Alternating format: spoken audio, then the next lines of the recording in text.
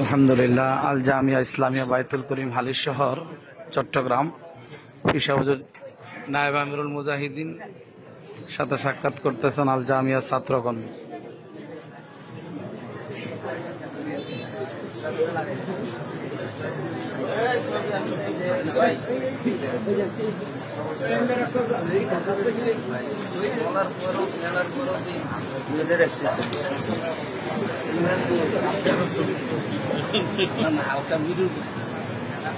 হালকা ভিডিও করা যাবে।